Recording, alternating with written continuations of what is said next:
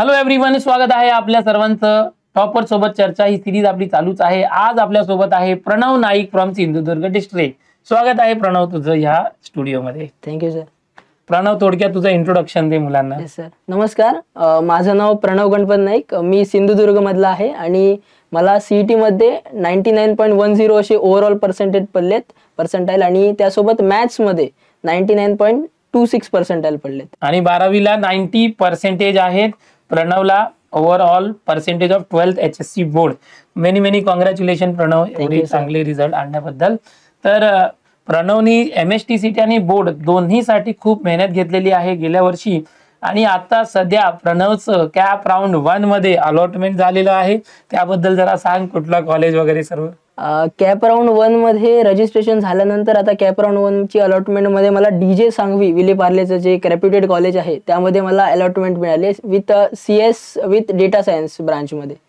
आणि तरीही तो बेटरमेंट साठी जातोय, अजून कुठला ते सांग सर। सरदार पटेल म्हणून एक अंधेरीचं कॉलेज आहे, त्याच्यासाठी मी ट्राय करतोय। ते जर नाहीच मिळालं तर ब्रांच अपग्रेडेशन असेल प्युअर CS साठी। म्हणजे नाही भेटलं तर DJ सांगवी कन्फर्म आहे जे भेटलं, आणि जर बेटरमेंट भेटली तर तिथे जाणार, जे काय मिळेल ते ऍक्सेप्ट करेल। आता हा सध्या सिंधुदुर्ग वरून मुंबईला आत्याकडे आलेला आहे आणि इथेच ऍडमिशन पण घेतलंय, म्हणजे ऍडमिशन प्रोसेस स्टार्ट आहे।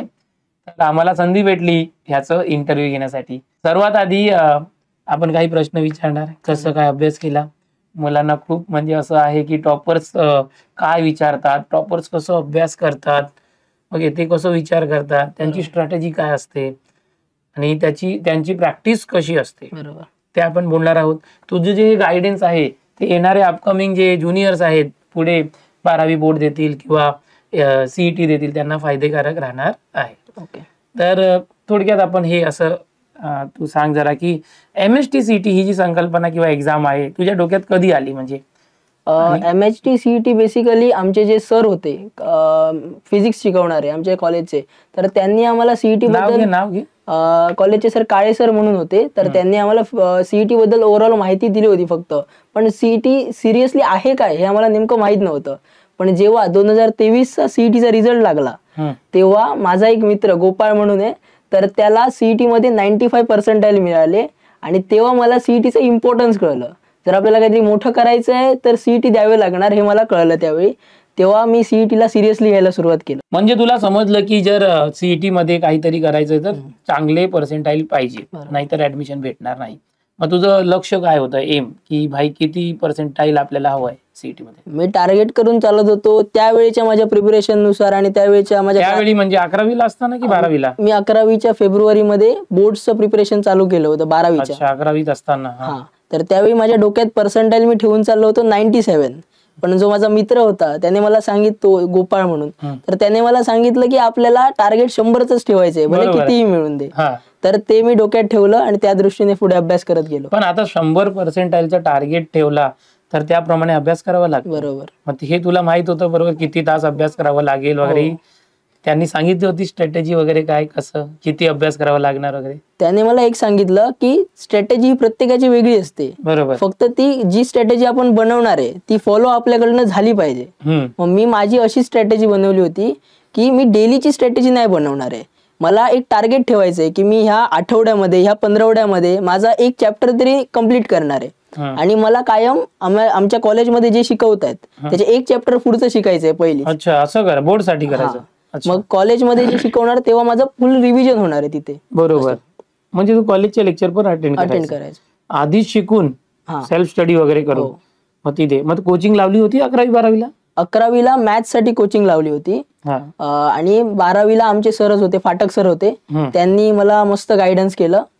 12वी मध्ये थोडे दिवस मी क्लासला गेलो, त्यांनी मस्त विदाउट फीस मला त्यांनी कॉलेजच्या सरांनी गाईड केलं। तर त्यांनी मला एक सांगितलं होतं की तू जेव्हा अभ्यास करशील तेव्हा वर्गातल्या टॉपरशी तुझं कंपॅरिझन असतं कामा नये, तुझं कंपॅरिझन असलं पाहिजे ते डायरेक्ट त्या टीचरशी, त्या सब्जेक्ट टीचरशी असलं पाहिजे, म्हणजे त्या टीचरला जेवढं येतंय तुला ते आलंच पाहिजे, अशा दृष्टीने अभ्यास केला पाहिजे। मग केलं होतं तसं केलं होतं। त्यासाठी काय करायचं? म्हणजे तुमचे व्हिडिओ बघायचो, सरांना फॉलो करायचो, म्हणजे सगळ्यांची ते कसा विचार करतील. एखादा गणित आहे आता सोडवायचं आहे तर ऑर्डिनरी स्टुडंट कसा विचार करेल आणि एखादा टीचर कसा विचार करेल असा मी अभ्यास करायचो. मग 12वीला कोचिंग नसतानाही मग तुला हे 90% कसे काय भेटले, म्हणजे कुठून शिकलास? मी फेब्रुवारी ते चतुर्थी पर्यंत माझा बोर्ड्स मॅथ्स आणि केमिस्ट्री संपवलं होतं. म्हणजे 11वीच्या फेब्रुवारी पासून 12वीच्या गणेश चतुर्थी म्हणजे सप्टेंबर पर्यंत. हो, 12वीचं मॅथ्स संपवलं? मॅथ्स संपवलं होतं. एवढं लवकर कसं काय संपवलं? फिजिक्स मी काहीच केलं नव्हतं त्यावेळी. फक्त मॅथ्स हा, मॅथ्स केमिस्ट्री बस. का? फिजिक्स थोडं तेव्हा त्याच्यामुळे तेच रिग्रेट होतो मला की फिजिक्स मी त्यावेळी केलं नाही, हे एक रिग्रेट होतं. सीईटी मध्ये 95% फिजिक्सला भेटलेले आहे. हो, पण केमिस्ट्री आणि मॅथ्स मध्ये 99% आहे. बरोबर. फिजिक्सलाही आले असते तर फिजिक्सला असतं तर ऍग्रिगेट पूर्ण वाढलं असतं. 99.10 ऍग्रिगेट आहे आता पर्सेंटाईल पीसीएम ला. 99.9 क्रॉस केला. हो, फिजिक्स ही आलं असतं तर. तर तू आता म्हटलंस की यार फेब्रुवारी 11वीचे फेब्रुवारी आणि सप्टेंबर, फेब्रुवारी मार्च एप्रिल मे जून जुलै ऑगस्ट सप्टेंबर म्हणजे 7 ते 8 महिन्यात पूर्ण 12वीचं मॅथ्स सिलेबस संपवलं. मग कसं, म्हणजे एवढं लवकर दररोज करायचं? रोज करायचो. तेव्हा असा एक वेगळाच अंगामध्ये जोश असतो की अभ्यास करायचा आहे, पुढे जायचंय, आपल्याला काहीतरी करायचंय. पण सीईटीचा जेव्हा विषय येतो तेव्हा सीईटी ही फक्त युट्यूबवर डिपेंड राहून चालणार नाहीये. कारण पूर्ण युट्यूबवर अभ्यास होणं काही जण करतात पण जे मला रिक्वायर्ड होतं PYQs ते युट्यूबवर मला मिळणार नव्हते. तर त्यासाठी मी दिनेश सरांची टॉपर्स प्रो नावाची बॅच होती ती घेतली आणि त्यामध्ये आम्हाला 2022चे कंटेंट मिळाले, 2022चे PYQs मिळाले, 2023चे PYQs मिळाले. आणि हेच PYQ जर तुम्ही रिपीट करत राहिलात तर नक्की तुम्हाला चांगले पर्सेंटाईल नक्कीच मिळतील. आणि मॅक्झिमम PYQs येतात रिपीट होतात. बुक वगैरे कुठली वापरली होती? मी सरांनी ती फॉर्म्युला बुक दिली होती मॅथ्स साठी, ती वापरली. प्लस ब्रह्मास्त्र मी ऑनलाईन ती घेतली होती, ती वापरली. आणि सोविन सरांनी तर केमिस्ट्रीसाठी फक्त सरळ बजावलेलं होतं. तुमचं टेक्स्ट बुकच तुमच्यासाठी सगळ्यात बेस्ट बुक असणार केमिस्ट्रीसाठी. तर मी टेक्स्ट बुक रेफर केलं, टेक्स्ट बुकचं रोज रिडिंग करायचो. तर PYQचा काय उपयोग झाला एक्झाम मध्ये? PYQ नाहीच म्हटलं तरी कमीत कमी 20 PYQ हे जसे आम्हाला क्लासमध्ये शिकवले होते तसेच्या तसे रिपीट झाले विथ सेम ऑप्शन्स. अच्छा, म्हणजे असं झालं होतं की मी PYQs आता म्हणजे पाठच झालेत माझे ऑप्शन. आन्सर पाठच झालाय, क्वेश्चन विथ त्याचा आन्सर. हा क्वेश्चन काय वर 1-2 लाईन वाचली की खाली काढायचं आन्सर याचं काय. तर ह्यामध्ये जर एखादा डिफिकल्ट क्वेश्चन असेल त्याला 2 ते 3 मिनिटं लागत असेल सॉल्व्ह करण्यासाठी, मग तू लगेच 2 सेकंदात आन्सर देत असणार. याचा फायदा काय होतो तर मोस्ट ऑफ दी स्टुडंट्स ज्यांनी PYQ नाही केले त्यांना हे जमणार नाही आणि आम्ही अगोदरच याचं प्रिपरेशन करून जातोय त्यामुळे आम्हाला ते फटकन होऊन जाईल आणि त्याच्यामुळे छोट्या छोट्या मायनर मिस्टेक्समुळे ते पाठी राहतात, आपण पुढे जातो. खूप चांगलं असं सांगितलंय. पण त्यासाठी खूप प्रॅक्टिस केली असेल यार PYQs वगैरे? भरपूर मेहनत करावी लागते सर.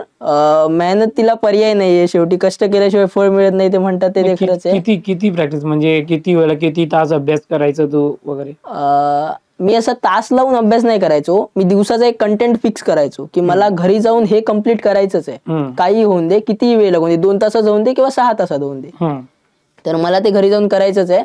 अशा वेळी मी अशा प्रकारे अभ्यास करायचो. आता मार्क्स वर्सेस पर्सेंटाईल हा प्रकार आहे, तर मुलांना म्हणजे हे रिझल्ट वर शो होत नाही की एखाद्या स्टुडंटला एवढे मार्क्स आहेत त्यावर एवढं पर्सेंटाईल. तर प्रत्येक वेळी त्यांना हे कन्फ्युजन असतं. तर आम्ही काय करतो, प्रत्येक टॉपरला असं विचारतो की तुला किती मार्क्स पडले असतील. तुला पण विचारूया, बघितले होते आन्सर की बघितली होती. तर मला 141 मार्क्स मिळाले होते 200 पैकी टोटल PCM मध्ये. येस. मॅथ्स मध्ये 74, 37 प्रश्न 50 पैकी बरोबर आले होते.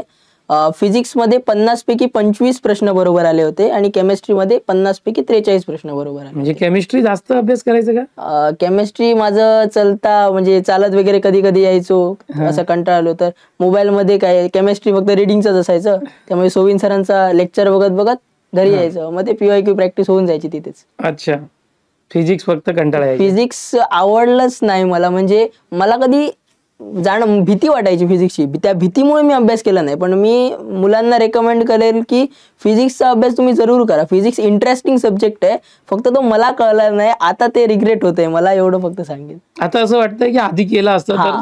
आता असं वाटतंय की मला आता फिजिक्स जमलं असतं. जेव्हा मी सब्जेक्टचं ओव्हरऑल 12वी संपल्यानंतर जेव्हा ओव्हरलुक करतो तेव्हा वाटतं की फिजिक्स इझी होतं, फक्त मी ते भीतीने केलं नाही. तुम्ही एस्केप करू शकत नाही. आता तुम्ही जरी फर्स्ट इयर इंजिनिअरिंगला ऍडमिशन झालं, तिथे पण फिजिक्स आहे, केमिस्ट्री आहे, मॅथ्स आहे, मेकॅनिक्स आहे, बीई ट्रिपल ई आहे, ते पार्ट सोडणार नाही पाठलाग.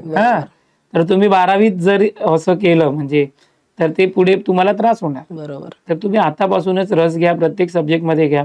फक्त एकच सब्जेक्ट नव्हे, जे गरजेचे बाकीचे सब्जेक्ट आहेत त्यावर पण तुम्हाला भर द्यायला हवं.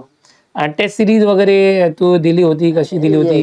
आणि ह्या मुलांना सांग किती टेस्ट वगैरे गरजेचं आहे की नाही. टेस्ट सरांनी तर बॅच मध्ये भरपूर टेस्ट दिल्या आहेत, माझ्या तर देऊन संपल्या नाही एवढ्या टेस्ट. तर फायदा काय त्याचा, पण जेव्हा मी बॅच घ्यायच्या अगोदर एक टेस्ट दिली होती, एक वेबसाईट होती तिथे मी टेस्ट दिली होती. तर वेबसाईट मध्ये असे प्रश्न येतात की मुलांना जमणारच नाही आणि मुलांचा कॉन्फिडन्स डाऊन होतो.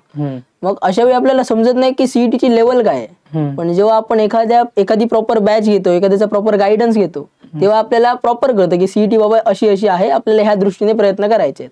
मग तो स्कोर, सुरुवातीचा स्कोर वेबसाईटवरचा आणि बॅच मधला स्कोर यामध्ये डिफरन्स होता. तिकडे कमी होता, इकडे वाढलेला होता. म्हणजे मला सीईटीची लेवल कळली की मी सीईटी देऊ शकतो. मोटिवेशन आलं. आणि जर एखादा क्वेश्चन जमत नसेल बॅच मध्ये किंवा अभ्यास करताना, डाऊट येत असेल तर काय करायचं? डाऊट साठी कॅप सर आहेत, अमित सर आहेत, तुम्ही आहात स्वतः. तर डाऊट करायचं, मेसेज काय? मी मेसेज पण करायचो, नाही जमलं मलाच थारा व्हायचं नाही जागेवर, मग मी कॉल करायचो, भले कंटाळून असं. मग कॉल अटेंड व्हायचं, कॅप सर करायचे कॉल अटेंड, कॅप सर लगेच डाऊट सॉल्व्ह करायचे, सांगायचे प्रेमाने वगैरे, मस्त एक्सप्लेन करून सांगायचे. इन केस मला समजलंच नाही तर नंतर टाकायचे, if you didn't get it call विचार. म्हणजे ते वारंवार असं म्हणजे समजलं नसेल तर परत विचार असं. म्हणजे मला वाटतं ही आमचीच हे बरोबर खास पॉझिटिव्ह रेस्पॉन्स असेल की मुलं काय असतात की त्यांना असं मनात असतं की अरे आता विचारलंय परत विचारणार, सर म्हणतील अरे किती विचारतोय, मनात एक संभ्रम असतो की विचारू की नको. पण इथे फ्रँक आपण राहायचं की विचारायचं, समोरून उत्तर येणार आहे आपल्याकडे, अजून पाहिजे तर अजून विचार, कंटाळायची नाही इकडची. सर मग आमची डाऊट फॅसिलिटी पण खूप चांगली आहे. आता टॉपर्स प्रो मध्ये अनुभवलेला हा प्रणव. तर हे झालं टेस्ट सिरीज बद्दल वगैरे. ओके, पुस्तकाबद्दल आपण पुस्तक मध्ये मी पुस्तक फक्त रेफर केलं की आपल्याला फॉर्म्युला रोज वाचायचे असतात, लिहायला वेळ जातो. मग बसमध्ये असेल, कॉलेजमध्ये सकाळी लवकर गेला असेल किंवा फ्री टाइम असेल तर फॉर्म्युला वाचायचे, तेवढं रिव्हिजन होतं आपलं. म्हणजे एक आपलं बेस तयार करण्याचं काम पुस्तक करतं की एखाद्या वेळी आपण फॉर्म्युला विसरून लगेच बघू शकतो आपण. बुक मध्ये गेला शॉर्टकट्स केले होते भरपूर, ते काय लेक्चर्स मध्ये पाठच झाले होते शॉर्टकट्स काय आहेत ते, रोज रिपीट होऊन ते पाठ. टॉपर्स प्रोच्या लेक्चर मध्ये शॉर्टकटचा फायदा झाला, पण शॉर्टकट असा यूज झाला असं वाटलंच नाही, कारण क्वेश्चनच तसेच्या तसे आले होते, डायरेक्ट क्वेश्चन आले होते, 20 क्वेश्चन, आन्सर पण पाठ होते, त्यामुळे शॉर्टकट यूज होईल असं चान्सेस कमी होते तिथे. पण ज्यांची जास्त प्रॅक्टिस नसेल आणि त्यांना सोडवावं लागेल मग त्यांच्यासाठी तर उपयोगी आहे. त्यांच्यासाठी शॉर्टकट हे बेस्ट वेपन ठरेल की तुम्हाला जर एका वेळी तुम्ही अडकला एका स्टेप मध्ये तर फटकन शॉर्टकट रिकॉल करायचा, आन्सर फटकन काढायचं. आता बहुतेक मुलं आहेत ते आम्हाला कमेंट करतात नेहमी आणि विचारतात, सर मग आम्हाला स्ट्रॅटेजी द्या, आम्ही ड्रॉपर आहोत, ड्रॉपरची स्ट्रॅटेजी द्या, ड्रॉपरने कसं अभ्यास करावं, किंवा रेग्युलर असतात ते पण, सर आम्हाला स्ट्रॅटेजी द्या, शेवटच्या 3 महिन्यात कसं अभ्यास करायचं, आतापासून कसं अभ्यास करायचं. मग हे स्ट्रॅटेजी मागत असतात. आणि मला असं वाटतं की आता समोरचा जो मुलगा आहे त्याला मी ओळखत नाहीये, त्याचं सकाळचं कॉलेज आहे, दुपारचं आहे, किंवा त्याचं इंटिग्रेटेड आहे, किंवा तो ड्रॉपर आहे, तर त्याला पर्सनली मी काय स्ट्रॅटेजी देऊ शकत नाही. तुझं काय हे असेल गायडन्स त्या लोकांसाठी? स्ट्रॅटेजी म्हणजे कोणाची स्ट्रॅटेजी घ्यायची की स्वतःने काय करायचं? फर्स्ट थिंग की जे रेग्युलर स्टुडंट आहेत त्यांनी असा विचार करूच नका की तुम्हाला पुढच्या वर्षी ड्रॉप घेऊन करायचंय, तुम्हाला ह्याच वर्षात काय ते क्लिअर करायचंय. आणि जे ड्रॉपर स्टुडंट्स आहेत त्यांनी असा विचार पॉझिटिव्हली घ्या की तुम्हाला ह्या वर्षी काढायचंच आहे, सीईटी क्रॅक करायचीच आहे काही करून. तर स्ट्रॅटेजी म्हणजे नेमकं काय, स्वतःची स्ट्रॅटेजी स्वतः बनवली पाहिजे, कोणी तुम्हाला सांगणार त्यानंतर तुम्ही करणार असं असतं कामा नये. तर माझी स्ट्रॅटेजी मी तुम्हाला सांगतो की मी फेब पासून अभ्यास चालू केला, चतुर्थीमध्ये अभ्यास संपवला. रोज माझं 7 ते 1 पर्यंत कॉलेज असायचं, मी 7 वाजता कॉलेजमध्ये टच व्हायचो, ते 1 पर्यंत कॉलेज असायचं. तिथून घरी येऊन 1 तासाची झोप घ्यायचो, माझं रेग्युलर रुटीन सांगतो.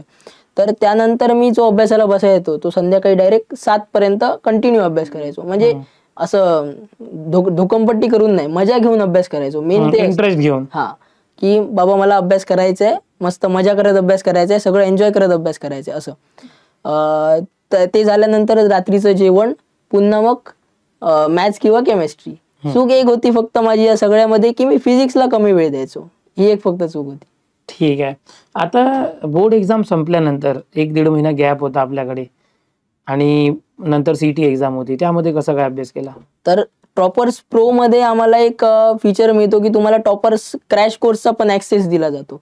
तर त्याचा पण भरपूर आम्ही फायदा घेतला. 2023चे रिपीटेड PYQ जे मी अगोदर पण केले होते, पुन्हा एकदा माइंड फ्रेश होण्यासाठी, माइंड मध्ये सगळ्या गोष्टी येण्यासाठी पुन्हा एकदा ते PYQ रिपीट झाले, त्यामुळे त्याचा फायदा झाला. प्लस मी अजून एक गोष्ट केली, त्या क्रॅश कोर्स सोबत मी 2022चा क्रॅश कोर्स होता रेकॉर्डेड वाला, तो पण बघितला कारण तुम्हाला बॅच मध्ये दोन्हीचा पण ऍक्सेस भेटतो. गेल्या वर्षीच्या पण बॅचचा ऍक्सेस मिळतो, प्लस यंदाच्या पण बॅचचा ऍक्सेस मिळतो. तर दोन्ही मी केलं आणि रिपीटेड टाइम्स मध्ये केलं, म्हणजे PYQ एकदा दोनदा करून संपवले नाही तर 4-5दा PYQ केले, त्यामुळे एक एक्स्ट्रीम लेवलवरची प्रॅक्टिस होऊन बसली. आणि व्हॅकेशन मध्ये तर पूर्ण दिवस घरीच असायचो. मग किती तास अभ्यास करायचो घरी? घरी तर शेवटी कंटाळलो होतो अभ्यासाला एवढं करून, पण त्यावेळी मला मदत केली माझ्या आईने. की कसं काय म्हणजे? मी कंटाळायचो, मम्मीला सांगायचो मम्मी बस झालं, मला आता अभ्यास जमत नाही, खूप कंटाळा आलाय, तर मला जमणार नाही. मम्मी बोलायची तू करणार नाही तर आणि कोण करणार आहे, तुलाच करायचंय सगळं जे काय करायचंय ते, आणि मोटिवेट करायची मला, तू करणार आहेस, मला माहितीये तू करणार आहेस, तू करू शकतोस. आणि केलं. आता ज्या दिवशी एक्झाम होती, एक्झामला गेला सेंटरवर, मग कॉम्प्युटर लॅब वगैरे असेल, त्या दिवसाचा अनुभव काय? ज्यावेळी एक्झामच्या दिवशी गेलो, माझे पप्पा माझ्यासोबत होते, तर एक्झाम वेळी फुल चिल, काही टेन्शन नाही. आदल्या रात्रीपासून मी विचार सोडला होता की एक्झाम टफ जाणार आहे, काही होऊन दे, आपल्याला पेपर अटेम्प्ट करून यायचा आहे, कारण आपल्याला जसा पेपर जाणार आहे तसाच बाकीच्यांना जाणार आहे, आपण तरी प्रॅक्टिस केली आहे, तर आपण का घाबरतोय असं. तर एक्झामला गेलो, एक्झाम मस्तपैकी दिली. बघतोय तर पेपर एकदम इझी वाटला. फिजिक्स मी पहिलं ओपन नाही केलं, केमिस्ट्री पहिलं ओपन केलं. केमिस्ट्रीमध्ये क्वेश्चन सगळे सोडवले, नंतर फिजिक्सकडे आलो. फिजिक्स मधले माझे 15 समथिंग क्वेश्चन मी अटेम्प्ट केलेले, बाकी मला येत नव्हते. नंतर ते सुरू झालं याचं तुक्काबाजीचं. तर तुक्का केल्यानंतर फिजिक्स मध्ये तुक्के करेक्ट झाले. 10 तुक्के 25 करेक्ट झाले मार्क्स बोलले. फिजिक्स मध्ये 25 मार्क्स भेटले होते. 15 क्वेश्चन्स मी प्रॉपर अटेम्प्ट केले आणि 10 तुक्के परफेक्ट झाले. अरे वा, सगळे क्वेश्चन अटेम्प्ट करून. पण ह्याच्या उलट मॅथ्स मध्ये झालं. मॅथ्स मध्ये आपण एकदा ओव्हरव्ह्यू करतो ना, आपले क्वेश्चन्स आपण पहिले अटेम्प्ट करत जातो, येत नाही ते सोडत जातो. मग सेकंड टाइम जेव्हा मी बघितलं पेपर पुन्हा एकदा मॅथ्सचा, तर मॅथ्स मध्ये 15 क्वेश्चन उरलेले होते शेवटचे, जे 15 क्वेश्चन डिफिकल्टच असतात. 35 झाले होते. 35 माझे क्वेश्चन क्लिअर होते. तर 15 क्वेश्चन होते, तर त्याच्यातले लास्टला मला 2 सुटले, आणि उरलेले सगळे जे क्वेश्चन होते 13 क्वेश्चन ते मी तुक्के मारले. पण मॅथ्स मध्ये एकही तुक्का लागला नाही, सगळे क्वेश्चन चुकले. मग तुला आता 35 आणि 2 37 क्वेश्चन परफेक्ट झाले. मग किती मार्क्स पडले? 74. म्हणजे समजा की मी आधीपासूनच सांगितलंय की 50 प्रश्न असतील, त्यापैकी 15 प्रश्न डिफिकल्ट लेवलचे असतात आणि 20 एव्हरेज असतात, मीडियम, ओके, मॉडरेट, आणि 15 इझी असतात. जर तुम्हाला डिफिकल्ट क्वेश्चन जमत नसेल तर तुम्ही इझी टू मॉडरेट जे आहेत ते तेवढं करा, 35 प्रश्न, आणि तेवढं केल्याने 70 मार्क होतात. अजून पुढचे यांनी तुक्का मारले, 2 सोडून, लागलं तुक्का लागला तर फायदाच आहे. पण तुक्क्यावर डिपेंड राहू नका, तुमचा अभ्यास प्रॉपर करा. आणि आधी तुम्ही हे प्रयत्न करा की केवढे आमचे परफेक्ट सॉल्व्ह होत आहेत, तेवढं मार्क्स घेण्याचा प्रयत्न करा. आणि बघा, एवढे तुक्का मारल्यानंतर ही एकही क्वेश्चन नंतर बरोबर झालं नाही. बरोबर. फिजिक्स मध्ये 10 तुक्के लागले, लक बाय चान्स. तुक्का म्हणजे लक बाय चान्स. आणि एक्झाम होऊन बाहेर निघाल्यानंतर काय म्हणजे फिलिंग होती? मला असं वाटत होतं की माझा पेपर खूप चांगला गेलाय, पण बाकीच्यांकडे बघून वाटत होतं की ते थोडे नाराज आहेत. मग मला उलट टेन्शन यायला लागलं, मी जे करून आलोय ते नेमकं बरोबर तरी करून आलोय की नाही, की उगाच मला असं वाटतंय की मी बरोबर. त्यानंतर रिझल्टच्या दिवशी काय झालं? रिझल्ट आन्सर की जेव्हा आली तेव्हा मी मार्क मोजले, 142 होते, आणि पुन्हा जेव्हा करेक्शन आलं जे आन्सर कीचं, तेव्हा 1 मार्क फिजिक्स मधला कमी झालेला माझा त्यावेळी. तर फिजिक्स तेव्हा माझे 141 मार्क्स झाले. अच्छा. आणि अलॉटमेंट आता झालं तेव्हा? आई तर भरपूर खुश होती. सगळ्यात जास्त खुश माझी आई होती, रिझल्ट वेळी पण आणि अलॉटमेंट वेळी पण. घरच्या लोकांना अपेक्षा म्हणजे ही होती मुंबईला ऍडमिशन घ्यायचंय. मुंबईसाठी फॉर्म भरला होता हो आणि मुंबईच्या एका रेप्युटेड कॉलेज DJ सांगवीला ऍडमिशन भेटलाय, हो CS ब्रांच. ओके, हो. तर घरचे खुश आहेत. घरचे भरपूर खुश आहेत. घरच्यांनी मस्त सेलिब्रेशन केलं, सगळ्यांचे फोन, सगळ्यांना मी पेढे बेडे जाऊन वाटले. म्हणजे एक उत्साहाचं वातावरण पूर्ण आमच्या फॅमिलीमध्ये तयार झालं. पण तुझ्यामुळे बाकीचे जे नातेवाईक आहेत त्यांच्या घरच्या मुलांना मार पडत असेल, प्रणव सारखं मार घेऊन यायचं. असं नाही, पण ते सांगतात की असं आपल्याला अभ्यास करायचा आहे, असं अचिव्हमेंट घ्यायचं प्रणव सारखं. ओके, कारण बोर्ड मध्ये पण 90% आहेत, CT मध्ये पण चांगलं आहे. आता पण तुला मुंबईत ऍडमिशन घेताना ते गाव सोडावं लागेल. थोडीशी खंत असेल की गाव सोडतोय, बट ठीक आहे, आपण आपलं करिअर बिल्ड करण्यासाठीच शहरामध्ये आलोय, तर ते करून पुन्हा आपलं सेटलच व्हायचंय, सगळी मजाच करायची. त्या बाकीचे मुलं आहेत ते जेव्हा बाहेर सिटी मध्ये किंवा कुठे ऍडमिशन घेतात ते हॉस्टेल किंवा रूम करतात भाड्याने. मग तुझा काय प्रोग्राम आहे? मी माझ्या रिलेटिव्ह कडे राहणार आहे. सध्या प्लॅन चालू आहे की मी माझ्या मावशीकडे राहणार आहे, पण इन केस जर जवळ झालंच तर एक विलेपार्लेमध्ये माझी रिलेटिव्ह आहे, तर आता त्यांच्याकडे कदाचित राहीन किंवा हॉस्टेल बघीन जर पॉसिबल झालं तर. 4 वर्ष त्यांच्या घरी राहणार. हो, हा, चांगलंच आहे. नातेवाईक पण कामाला येतात अँड वेळी. अजून तुला ह्या विद्यार्थ्यांना जे अपकमिंग आहेत त्यांना काय मेसेज द्यावं असं वाटत असेल तर फायनली काय मेसेज देऊ इच्छितो? मी मेसेज देईन की तुम्ही असं मोटिवेशन ठेवा की तुम्हाला नेक्स्ट इयर ह्या ठिकाणी येऊन तुम्हाला असं मुलांना गाईड करायचंय. तर अशा जर तुम्ही मोटिवेशन ठेवलं तर नक्कीच तुम्ही 99+ जाल, 99% पुढे नक्की जाल. आणि मोठी गोष्ट, ऑनलाईनमध्ये तुम्हाला एवढा सगळ्यात चीप रेटमध्ये, सगळ्यात कमी रेटमध्ये तुम्हाला क्वालिटी कंटेंट दिला जातोय, तर त्याचा तुम्ही अवश्य फायदा घ्या. कारण ज्ञान वाटलं जातंय कमी किमतीमध्ये, सगळं तुम्ही गोळा करा, तुम्ही मोठे व्हा, खूप मोठे व्हा. आणि असंच दिनेश सरांचं आणि तुमचं स्वतःचं, तुमच्या फॅमिलीचं नाव मोठं करा. आणि मी दिनेश सरांना पण सांगेन की तुम्ही असंच क्वालिटी कंटेंट सर्व विद्यार्थ्यांना द्या, जेणेकरून ते आपलं करिअर चांगल्या प्रकारे बिल्ड करू शकतात. शुअर. आता तू एक नाव घेतलं होतं स्टार्टिंगला, तुझ्या सिनियरनी तुला गाईड केलं होतं 95%. ते नाव काय होतं? गोपाळ परब. पण तो जेव्हा सिनियर होता त्याने तुला ऍज अ ज्युनियर गाईड केलं होतं. आता तू सिनियर झालास कॉलेजमध्ये, तुझ्या कॉलेजमध्ये बांदा, इथे सिंधुदुर्गला बांदा कॉलेज आहे. तर तू काय करतोस आता? तुझ्या ज्युनियरला कशी काय मदत करणार आहेस की काय? मी सध्या एक व्हॉट्सअप चॅनल सुरू केलाय, त्यामध्ये मी मुलांना कोर्स बद्दल पण सांगतो वेगवेगळ्या, दिनेश सरांच्या, सोविन सरांच्या, प्लस मी फ्री कंटेंट पण त्यांना देतो की तुम्ही असं युट्यूबवर फ्री एकलव्य बॅच मधून पण करू शकता किंवा अदर चॅनल्स असतील. तर त्यांना मी असं गायडन्स करतोय की तुम्ही पण असेच मोठे व्हा, 99+% टार्गेट ठेवा किंवा 100% ठेवलं तर खूप उत्तम. 100% डाऊट तुला विचारत असेल कसं करू दादा, हो असं विचारतात, तर मी त्यांना न कंटाळता उत्तरं देतो, चांगल्या प्रकारे उत्तरं देतो. त्यांना पण आवडतं की आपल्यासोबत कोणतरी कनेक्ट ठेवावं असं. व्हेरी नाईस, खूप मजा आली. आता प्रणव सोबत बोलताना मला जास्त बोलावं असं वाटलं नाही, कारण हाच जास्त बोलत होता आणि खूप चांगल्या प्रकारे गायडन्स दिलेला आहे प्रणवनी. तुझा जो प्रवास आहे पुढचा 4-5 वर्षाचा आता अभ्यासाचा, ते खूप चांगला व्हावं. तुझ्या घरच्यांना, मित्रांना, नातेवाईकांना, सर्वांना खूप खूप शुभेच्छा तुझ्याबद्दल. आणि तुला पण खूप शुभेच्छा. All the best for your future journey. Thank you sir. आणि thank you for coming in the studio. Thank you. तुला आता कसं वाटतं म्हणजे इथे आल्यानंतर? मस्त एकदम. म्हणजे कधी मी गेल्या वर्षी मॅनिफेस्ट केलं होतं की मला इथे येऊन, जसं मी तुम्हाला सांगतोय की ह्या वर्षी तुम्हाला पुढच्या वर्षी इथे यायचंय, तसं मी गेल्या वर्षीचे व्हिडिओ बघून तसं मोटिवेशन घेऊन इथे आलोय. अच्छा, तर खूप मस्त वाटतं एकदम. आम्ही खूप फोटो वगैरे काढलेला आहे सोबत आणि स्टेटस पण लावलाय. समोसे वगैरे खाल्लेत मस्तपैकी, समोसे वगैरे खाल्ले, नाश्ता पाणी झालेली आहे. Thank you Pranav for coming. Okay, चांगला अभ्यास करत राहा. All the best. थँक्यू.